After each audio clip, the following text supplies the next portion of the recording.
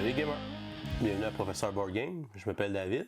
On continue notre série sur les mécaniques de jeu 101. Aujourd'hui, la mécanique de jeu est contrôle de territoire.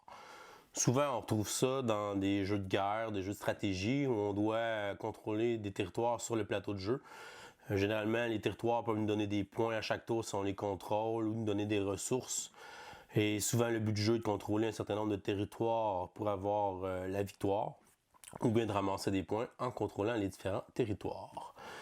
Des exemples de jeux qui utilisent cette mécanique. J'y vais avec une mention honorable pour commencer. Donc, le jeu Risk, qui est un jeu très connu de contrôle de territoire, de domination mondiale. On doit contrôler tous les territoires sur la planète pour pouvoir gagner une partie de Risk. Donc, tout le monde a déjà joué à ce jeu-là une fois dans sa jeunesse. Donc, des jeux qu'on a... Nos premiers jeux quand on était adolescent et tout ça, le jeu Risk. Maintenant, dans le peu plus moderne, on va y aller avec ici le jeu Batman Gotham City. Dans ce jeu-là, non, vous ne jouez pas Batman, vous jouez les vilains. Donc, vous pouvez jouer le Joker, le Pingouin, Killer Crocs et Two-Face. Donc, vous devez contrôler les territoires de Gotham avec votre empire criminel. Chacun des territoires peut vous donner des ressources à chaque tour quand on joue certaines cartes. Le but du jeu est de contrôler un certain nombre de territoires à la fin pour pouvoir l'emporter. Dans le jeu Kemet, juste ici, vous devez faire un certain nombre de points de victoire pour emporter la partie.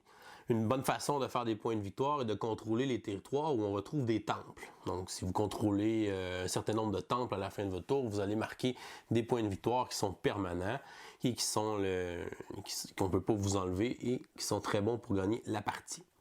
Vous pouvez aussi contrôler les territoires de vos ennemis où ils ont construit des pyramides pour pouvoir les utiliser et acheter des différentes tuiles de pouvoir avec les pyramides des ennemis. Ensuite, on y va avec Mission Red Planet. Dans ce jeu-là, vous devez contrôler des territoires qui sont sur la planète Mars ou sur la Lune de Mars. Chacun des territoires va générer des ressources après le tour 5, 8 et 10. Et ces ressources-là, c'est ce qui vous donne des points, c'est ce qui vous permet de gagner la partie. Vous devez positionner vos astronautes de façon à avoir le plus de territoires qui donnent des ressources qui sont payantes. Finalement, le jeu Small World, donc je gardais celui-là pour la fin. Donc un petit jeu de contrôle de territoire, facile à apprendre, rapide à jouer. Des adolescents, des enfants peuvent facilement apprendre à jouer à ce jeu-là. Très bon pour enseigner cette mécanique de jeu-là à des gens qui sont un peu moins habitués. À chaque tour, vous devez essayer de prendre le plus de territoires possible. À la fin de votre tour, tous les territoires que vous possédez vous marquent des points. Et à la fin de la partie, la personne qui a marqué le plus de points va l'emporter. Par contre, à un moment donné, vous devez mettre vos peuples en déclin et ensuite choisir un nouveau peuple qui va ensuite prendre la relève et continuer de conquérir les différents territoires. Petit jeu Small World. C'est tout pour la mécanique de contrôle de territoire. Quel est votre jeu favori qui utilise cette mécanique-là? Vous pouvez laisser un commentaire dans la section du bas. C'est tout pour aujourd'hui. Donc, continuez de gamer et à la prochaine.